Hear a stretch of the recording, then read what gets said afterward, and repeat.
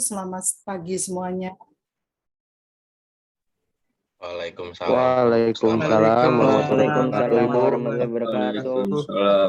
Apa kabar semuanya? Baik, Sehat, Ibu. Bu. Ibu, Alhamdulillah ya, sehat selalu ya. Oke teman-teman semuanya, seperti biasa pertemuan pada hari ini Ibu akan mengabsen dulu, walaupun nanti kita di Zoom ada ya bukti untuk absen itu yaitu dokumentasi foto kita. Namun kenapa Ibu harus memfoto dulu teman-teman, mengabsen dulu teman-teman, maksud Ibu? Karena kita itu sudah beberapa semester ini kita online ya teman-teman, dikarenakan pandemi. Insya Allah mudah-mudahan di semester yang akan datang kita sudah bisa tatap muka atau offline ya teman-teman. Amin ya rabbal alamin. Oke teman-teman semua, salah satunya kenapa Ibu harus absen ke teman-teman karena supaya Ibu itu mengenal teman-teman semua ya, walaupun kita tidak pernah tatap muka, tapi setidaknya kalau kita tatap maya, untuk itu makanya Ibu kenapa harus offline, harus on cam semua teman-teman, karena supaya Ibu itu mengenal teman-teman semua ya. Sudah beberapa semester ini kita offline terus, kita tidak kenal misalnya gitu ya. Nah kalau seandainya Ibu absen, teman-teman langsung melihatkan tatap muka atau tatap maya, jadi kita akan kenal ya lama kelamaan. Ada istilah ya, tak kenal maka tak sayang, atau tak sayang maka tak kenal gitu ya, intinya seperti itu. Dan perlu teman-teman ketahui bahwa yang namanya teman-teman semua itu kan kuliah di Fakultas Ilmu Komunikasi, di mana Fakultas Ilmu Komunikasi itu kita harus ada komunikasi verbal maupun non-verbal. Artinya kalau seandainya Ibu absen, tolong teman-teman lihatkan senyum teman-teman semua ya.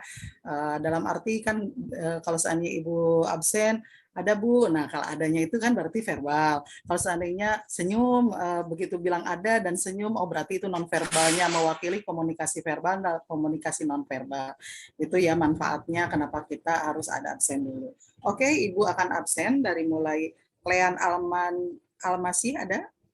Ada Ibu.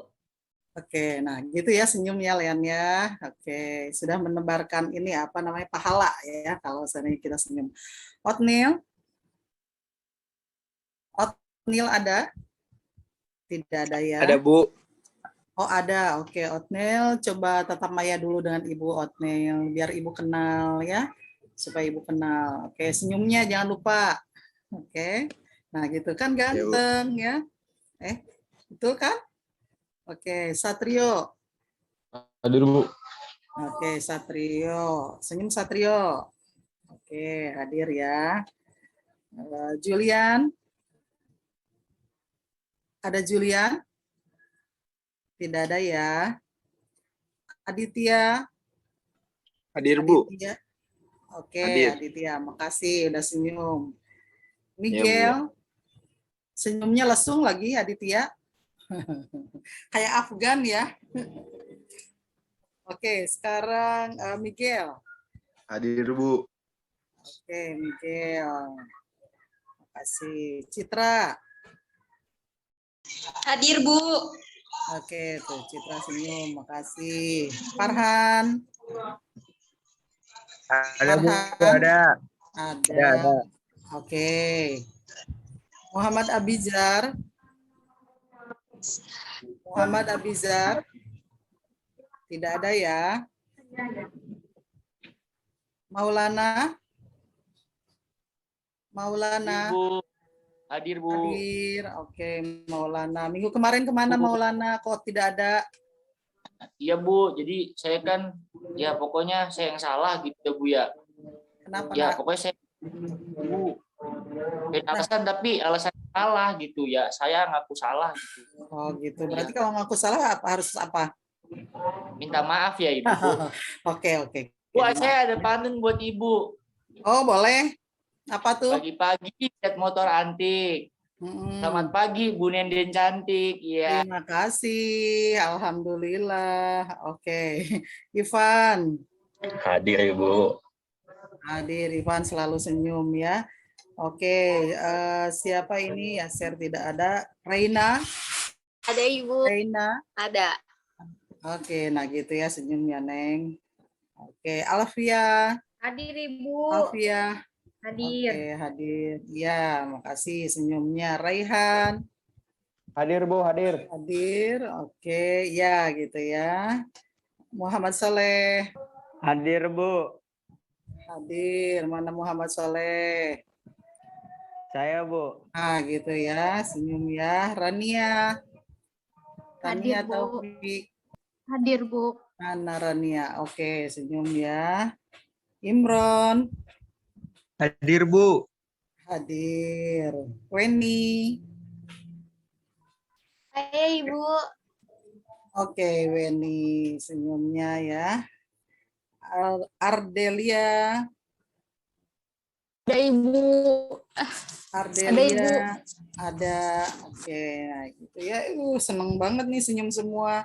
Nur Indah Sari. Saya Bu. Nur Indah Sari. Oke. Lalu siapa ya? Sebentar.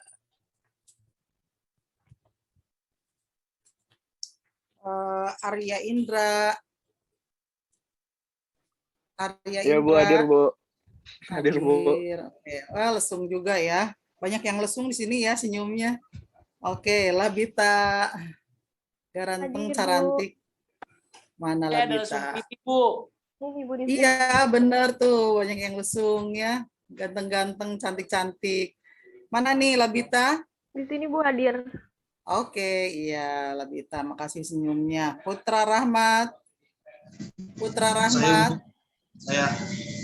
Oke, makasih. Sasmila. Hadir Ibu.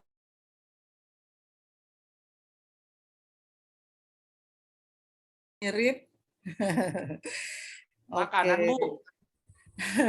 Karis Vito. Hadir. Karis Vito hadir. Muhammad Hadafi Hadir Bu. hadir. Aprianto. Tuh, lesung juga nih Muhammad Hadafi ya pipinya. Muhammad Hadafi. Kok Muhammad Hadafi? Ya, betul Muhammad Hadafi ada? Ada tadi ya. Aprianto. Ada Bu. Aprianto, iya. Aprianto. Ada Aprianto? Tidak ada Tidak ya. ada. Elian Sen. Hadir Bu. Elian Sen. Hadir Bu. Oke, hadir. Selalu hadir ya. Yohanes.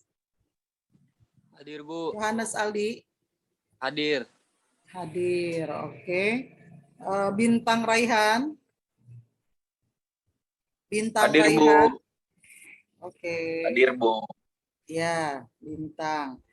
Terus Jihan. Halo Jihan. Halo Jihan. Tidak ada ya. Alfian Walen. Hadir Bu, hadir.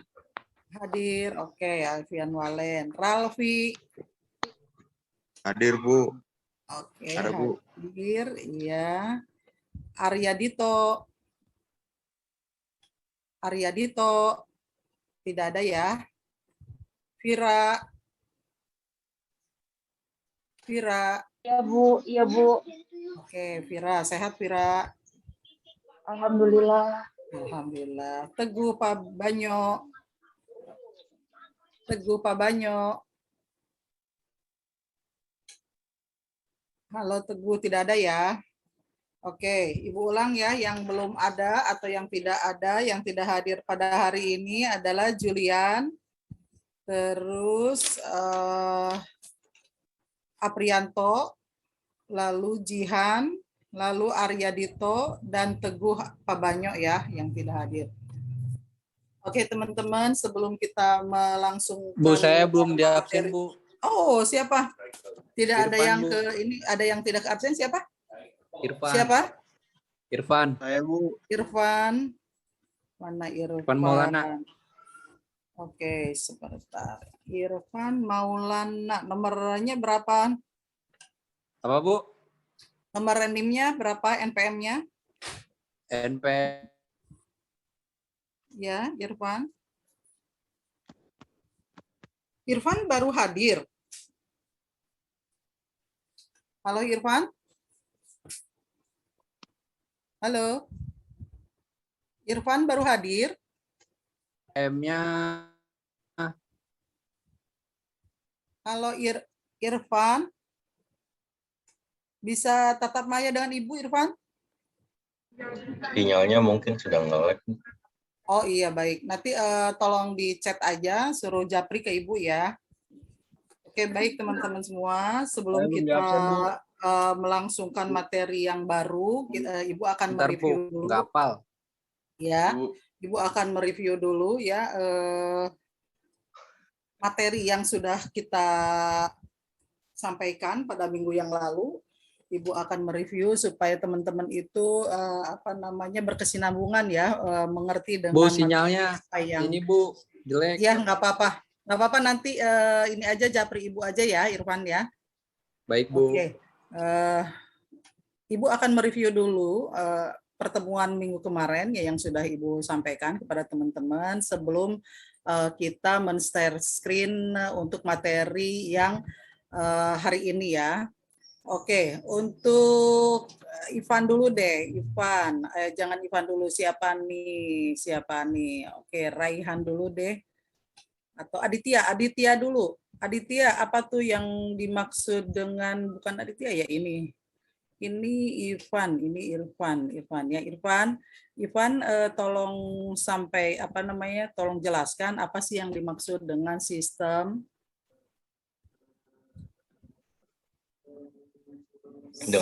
Bu. Iya, betul. Oke. Sistem itu sebuah pengaturan yang digunakan oleh manusia untuk mengatur sebuah kehidupan sih Bu, maksudnya untuk mengorganisasikan sesuatu yang mereka lakukan jadi lebih teratur dan tidak sembarangan gitu Bu. Iya, untuk mencapai tujuan ya, Untuk mencapai tujuan. mempermudah pencapaian tujuan kita. Oke, bagus Ivan, masih ini ya masih paham. Oke, sekarang Aditya apa saja sih ada beberapa tipe ya di dalam sistem itu. Ada 2 yang Ibu tanyakan, tipe sistem yang terbuka dengan tipe sistem yang tertutup. Tolong jelaskan. Nah, yang Oleh terbuka, terbuka itu menerima pengaruh dari pihak luar, Bu. Ya, satu lagi. Kalau yang tertutup itu menolak pengaruh dari luar. Ada nggak contoh yang tertutup? Di mana? Yang menutup? Itu Bu, suku Baduy dalam. Ya, oke, bagus ya suku Baduy dalam. Oke, sekarang untuk soal budaya, apa sih yang disebut dengan kebudayaan, Imron? Kebudayaan menurut Geertz itu jaringan yang dibangun oleh manusia untuk mencari makna, Bu. Oke, untuk mencari makna ya, atau warisan sosial yang diperoleh dari kelompok pun itu sama ya. Oke, bagus ya, masih ingat ya. Terus sekarang untuk sistem kebudayaan Indonesia, sekarang apa sih Nur Indasari yang dimaksud dengan Indonesia itu?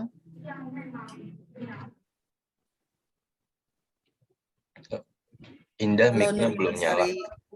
Oh, belum nyala. Apa sih yang dimaksud dengan Indonesia itu? Siapa yang bisa menjawab? Saya, Bu. Ya, silakan. Indonesia itu suatu negara yang berasaskan Undang-Undang Dasar 1945. Karena posisi Indonesia itu terletaknya di persimpangan 2 samudra, Hindia dan Pasifik, dan 2 benua, Asia dan Australia, yang sejak dahulu merupakan daerah perlintasannya dan pertemuan berbagai macam agama, ideologi, serta kebudayaan. Ya, bagus ya. Semuanya sudah bisa menjawab. Terima kasih untuk teman-teman semua. Mari kita lanjutkan kepada materi yang baru ya, atau materi hari ini, yaitu tentang institusi dan stratifikasi sosial. Oke, kita lihat share screen-nya. Teman-teman, ada yang tahu nggak sih apa sih yang dimaksud dengan paradigma itu? Ada yang tahu tidak? Siapa yang tahu paradigma? Paradigma itu adalah cara berpikir seseorang. Konsep berpikir, Bu. Ya, cara berpikir atau sudut pandang ya, sudut pandang seseorang ataupun kelompok individu ataupun kelompok. Oke. Kalau institusi sendiri apa? Yang dimaksud institusi, ada yang tahu? Sebelum kita melihat kepada definisi dari para tokoh ya atau daripada ilmuwan, apa sih yang Anda pahami tentang institusi itu? Norma atau aturan nggak sih, Bu? Iya, pranata-pranata atau aturan. Terima kasih Maulana. Oke, Bu ya. Betul, Iya, betul ya, Bu ya? ya betul. Iya, oke. Saya betul. Oke, sekarang kita melihat kepada slide kedua, yaitu tentang institusi stratifikasi sosial. Oke. Nah, di sini kita melihat dari paradigma institusi sosial itu ada sosial institut yang dimana ada cabang-cabangnya, yaitu tentang membahas tentang family, ada membahas tentang education, ya, ada yang membahas tentang religion, government, dan ekonomi. Family sendiri adalah kekeluargaan, ya, kita membahas tentang kekeluargaan, education tentang pengetahuan, government tentang kepemerintahan, ekonomi tentang perekonomian negara kita, dan religion adalah tentang agama-agama kita. Oke. Nah, di sini paradigma institusi sosial di sini adalah konsensus yang terluas di dalam sebuah ilmu yang berfungsi untuk membedakan sebuah komunitas ilmiah yang lain, ya. Lebih lanjut lagi, Josh Reiser memaparkan yaitu beberapa fungsi paradigma yang yaitu mendefinisikan apa yang harus dikaji, mempertanyakan apa yang harus ditanyakan, bagaimana untuk menanyakannya, apa kaidah-kaidahnya yang harus diikuti dalam menginterpretasikan jawaban yang didapat. Itu yang dimaksud dengan fungsi-fungsi daripada paradigma, ya, menurut Josh Reiser. Oke. Nah, di sini institusi strata sosial, yaitu institusi itu adalah pranata, yaitu norma aturan mengenai suatu aktivitas masyarakat yang khusus. Institusi sosial berdasarkan kekerabatan, perkawinan, berfungsi sebagai prinsip organisasi masyarakat, kesukuan, gerombolan, atau band, ya, yaitu masyarakat yang menurut tradisi dipelajari oleh antropolog. Stratifikasi sosial ini merupakan gejala umum dalam beberapa masyarakat di dunia ini, khususnya peradaban dengan jumlah penduduk yang besar atau heterogen. Oke, next. Oke. Nah, di sini stratifikasi sosial di sini adalah pengelompokan anggota masyarakat ke dalam lapisan-lapisan sosial secara bertingkat, atau aturan stratifikasi sosial, yaitu merupakan suatu kelompok anggota masyarakat berdasarkan status yang dimilikinya. Paradigma cenderung merujuk kepada dunia pola pikir ataupun teknis penyelesaian masalah yang dilakukan oleh manusia itu sendiri. Oke.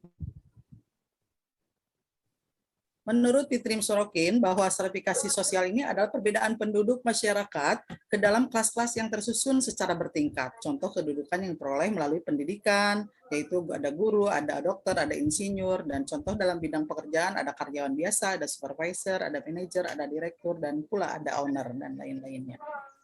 Oke.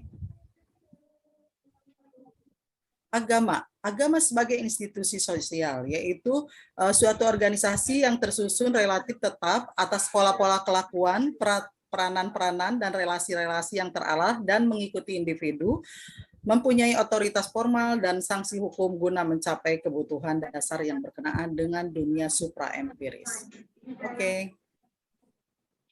Nah, di sini ada institusi sosial. Institusi sosial di sini suatu organisasi yang tersusun relatif tetap atas pola-pola kelakuan, peranan-peranan, dan relasi yang terarah meningkat individu yang tadi sudah Ibu sampaikan, yaitu otoritas formal dan sanksi hukum guna mencapai kebutuhan-kebutuhan sosial dasar. Oke. Nah, menurut Emil Durkheim atau Marx, yaitu mengatakan bahwa agama adalah sumber dari segala kebudayaan yang sangat tinggi. Lain halnya dengan Marx mengatakan bahwa agama adalah candu bagi manusia. Candu bagi manusia itu adalah misalnya contohnya kita sebagai pemeluk agama Islam, jika kita tidak melakukan sholat dalam satu waktu, kita merasa ada yang kurang, ya. Itu yang dimaksud dengan candu bagi manusia, agama candu bagi manusia. Oke. Nah, di sini agama harapan untuk kebahagiaan. Betul, ya, agama merupakan institusi sosial yang usianya sudah sangat tua. Agama merupakan ruang yang penuh dengan harapan manusia untuk memperoleh kebahagiaan hidup setelah menjalani kehidupan di dunia. Oleh karena itu, para penganut agama itu memiliki energi yang kuat dan meyakini agamanya tanpa memperhitungkan akal dan rasionya. Oke. Nah, di sini agama yang diakui di Indonesia ada agama Buddha, Hindu, Islam, Kristen, dan Konghucu, ya. Oke. Nah, di sini institusi sosial budaya membentuk ideologi. Kebudayaan suatu bangsa ikut berperan membentuk ideologi, terutama berkaitan dengan politik dan agama yang dianut oleh masyarakat. Ideologi adalah kumpulan ide-ide atau gagasan atau konsep ideologi yang diciptakan oleh Das de Tracy pada abad yang ke-18. Itu yang dimaksud dengan ideologi. Oke.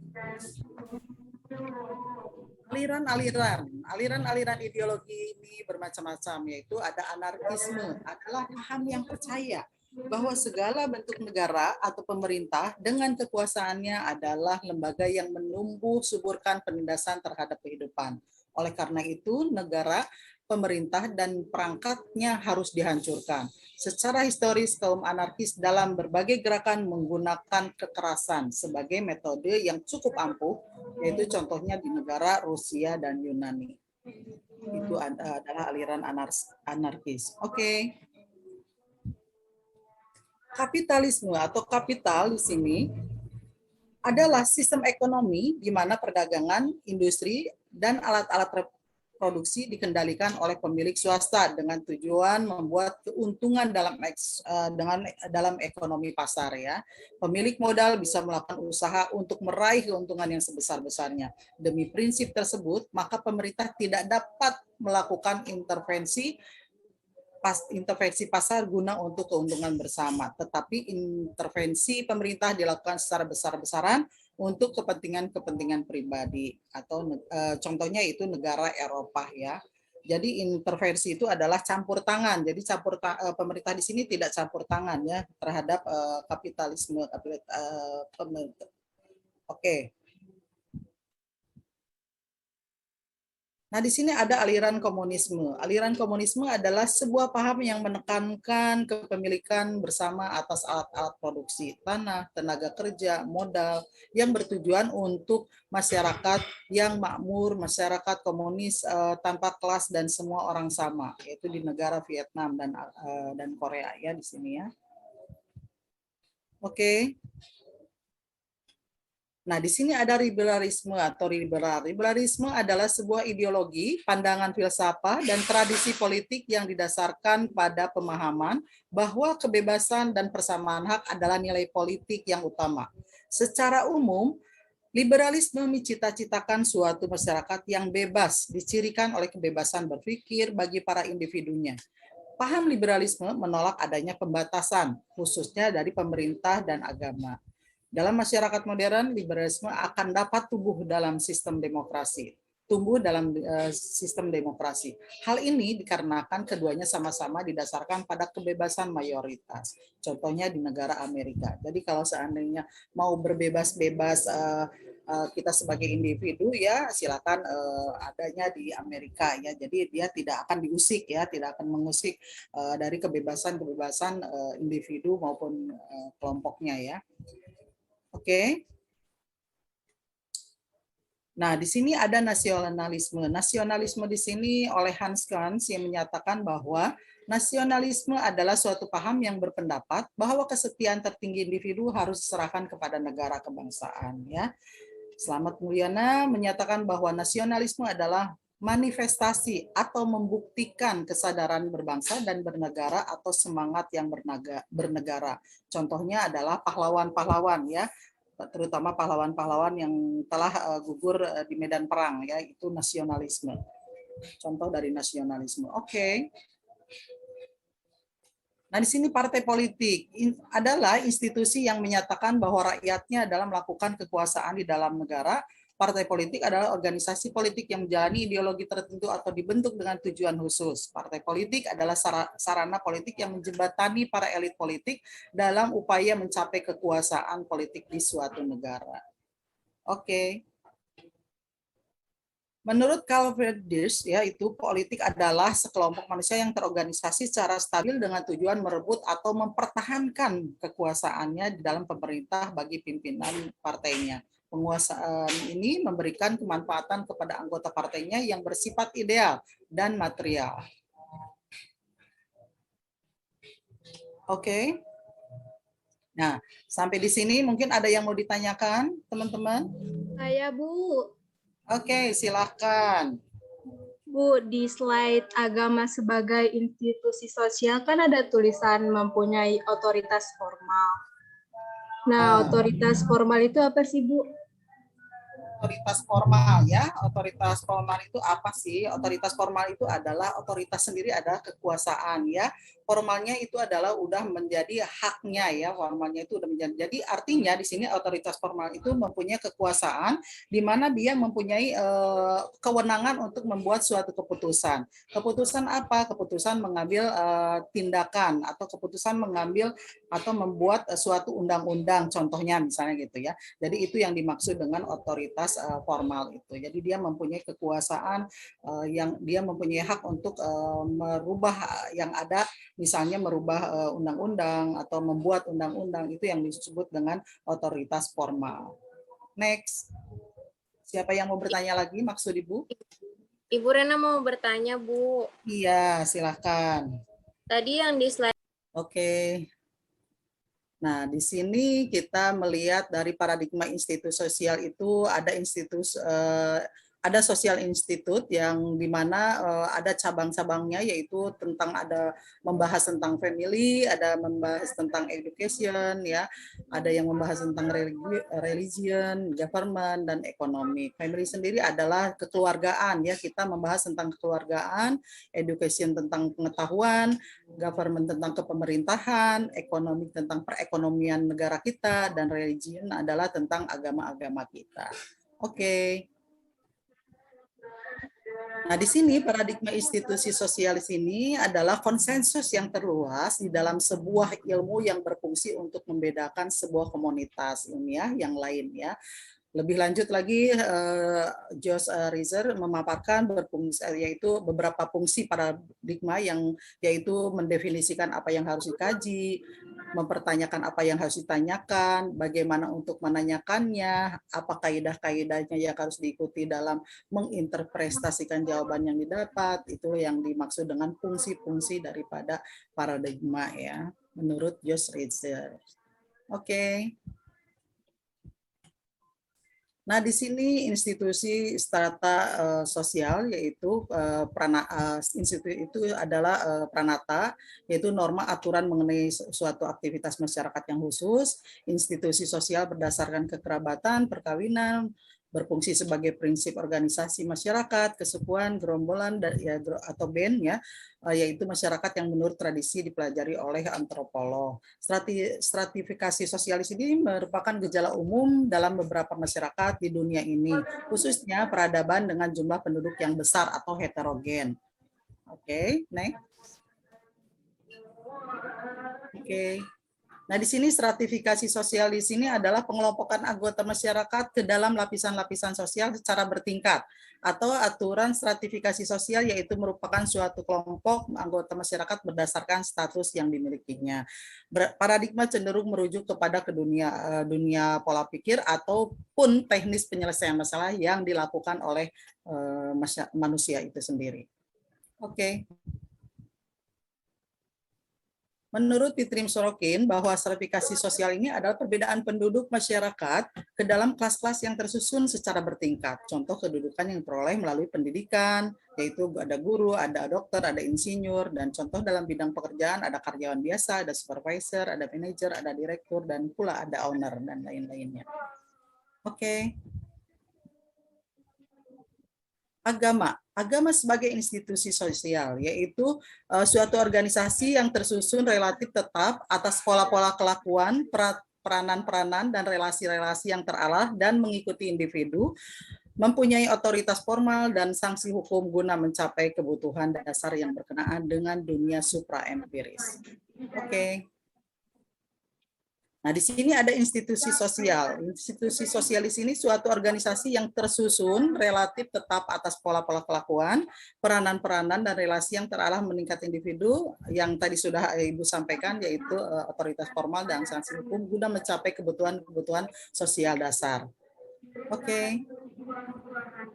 Nah, menurut Emil Durkheim atau Marx yaitu mengatakan bahwa agama adalah sumber dari segala kebudayaan yang sangat tinggi.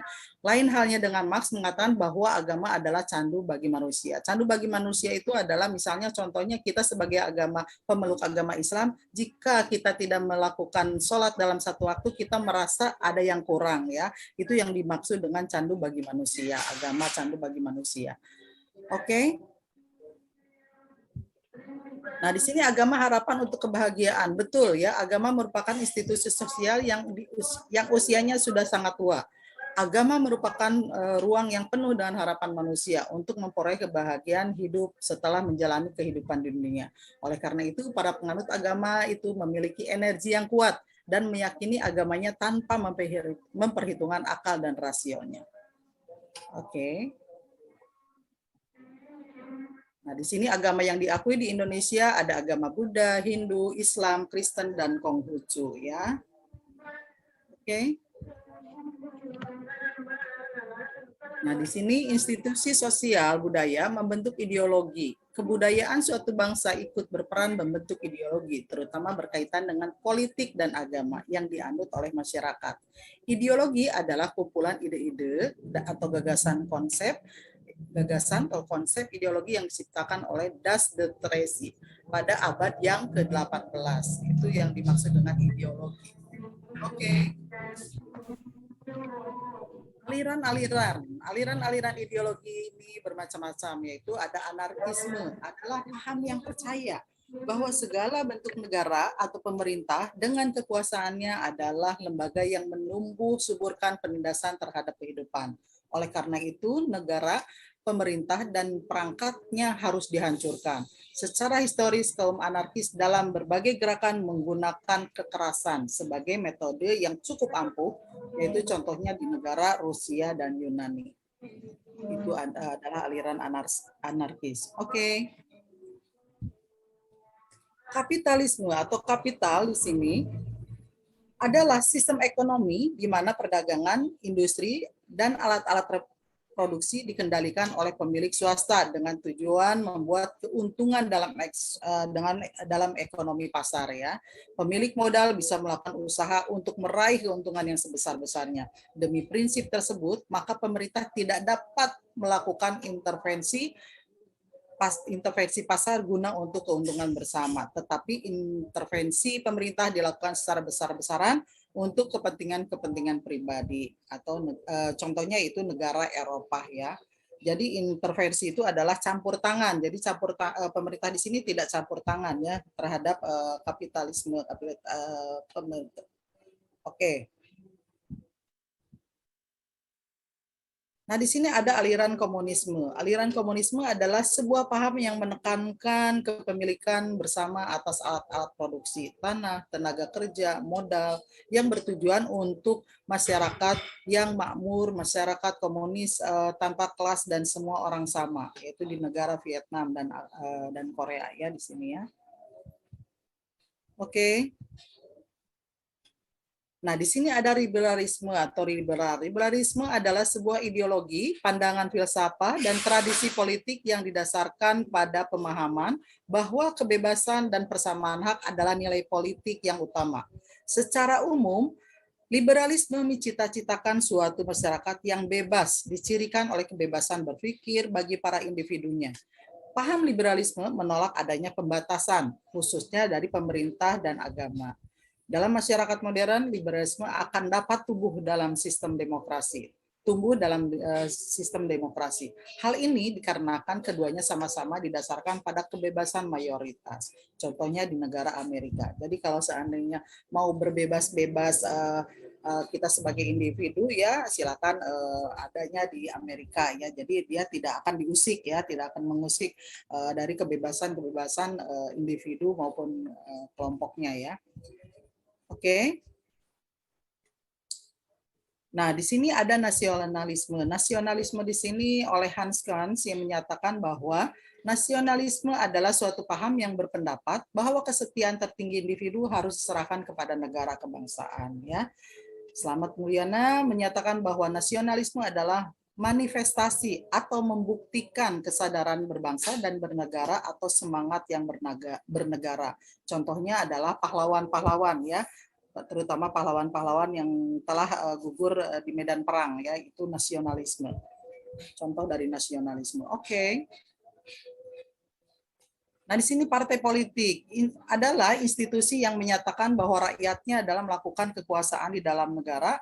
Partai politik adalah organisasi politik yang menjalani ideologi tertentu atau dibentuk dengan tujuan khusus. Partai politik adalah sarana politik yang menjembatani para elit politik dalam upaya mencapai kekuasaan politik di suatu negara. Oke. Menurut Karl Friedrich, yaitu politik adalah sekelompok manusia yang terorganisasi secara stabil dengan tujuan merebut atau mempertahankan kekuasaannya di dalam pemerintah bagi pimpinan partainya. Penguasaan ini memberikan kemanfaatan kepada anggota partainya yang bersifat ideal dan material. Oke. Nah, sampai di sini mungkin ada yang mau ditanyakan, teman-teman? Saya, Bu. Oke, silakan. Bu, di slide agama sebagai institusi sosial kan ada tulisan mempunyai otoritas formal. Nah, otoritas formal itu apa sih, Bu? Otoritas formal, ya. Otoritas formal itu apa sih? Otoritas formal itu adalah otoritas sendiri adalah kekuasaan, ya. Formalnya itu adalah udah menjadi haknya, ya. Formalnya itu udah menjadi. Jadi artinya di sini otoritas formal itu mempunyai kekuasaan di mana dia mempunyai kewenangan untuk membuat suatu keputusan. Keputusan apa? Keputusan mengambil tindakan atau keputusan mengambil atau membuat suatu undang-undang, contohnya misalnya gitu, ya. Jadi itu yang dimaksud dengan otoritas formal itu. Jadi dia mempunyai kekuasaan yang dia mempunyai hak untuk merubah yang ada, misalnya merubah undang-undang atau membuat undang-undang, itu yang disebut dengan otoritas formal. Next. Siapa yang mau bertanya lagi, maksud Ibu? Ibu Rena mau bertanya, Bu. Iya, silakan. Tadi yang di slide tentang stratifikasi sosial. Lapisan-lapisan stratifikasi sosial itu contohnya apa saja ya, Bu? Oke, contohnya kalau seandainya di sini di kelas ini ada yang agamanya Hindu enggak? Teman-teman? Tidak ada ya? Kayaknya nggak ada deh. Nggak ada ya. Oke, kalau seandainya ada, di sana di Hindu itu ada lapisan-lapisan yang mana yang disebut dengan kasta-kasta, ya. Kasta-kasta apa saja? Kasta Brahmana, kasta Ksatria, kasta Waisya, kasta Sudra, ya. Nah, kasta-kasta itu apa sih? Yaitu lapisan-lapisan sosial. Dalam arti di sini misalnya kalau Brahmana, Brahmana itu adalah sebagai pemuka agama. Kalau di Kristen itu adalah pendeta, ya. Kalau di Islam itu adalah kiai, misalnya seperti itu. Nah, sekarang kasta ksatria, apa sih kasta ksatria itu? Dia menunjukkan bahwa kasta ksatria itu adalah seorang prajurit, seorang raja, seorang bangsawan, ya. Lalu ada kasta waisya, yaitu sebagai seorang pedagang atau pengusaha, ya. Atau ada juga yang paling bawah yaitu kasta sudra, ya. Kasta sudra itu yaitu seorang petani, di situ ada seorang buruh, ya, ada seorang pembantu, kuli, dan lain sebagainya. Itu yang dimaksud dengan lapisan-lapisan stratifikasi sosial. Bisa dipahami? Bisa, terima kasih jawabannya. Ibu, maaf, sama-sama. ini waktunya sisa 1 menit lagi. Oke, baik. Kalau pertemuan hari ini semoga bermanfaat untuk teman-teman semua. Terima kasih. Assalamualaikum warahmatullahi wabarakatuh. Waalaikumsalam. Terima kasih, Bu. Terima kasih, Bu. Ya, selamat siang. Terima kasih, Bu. Sama-sama.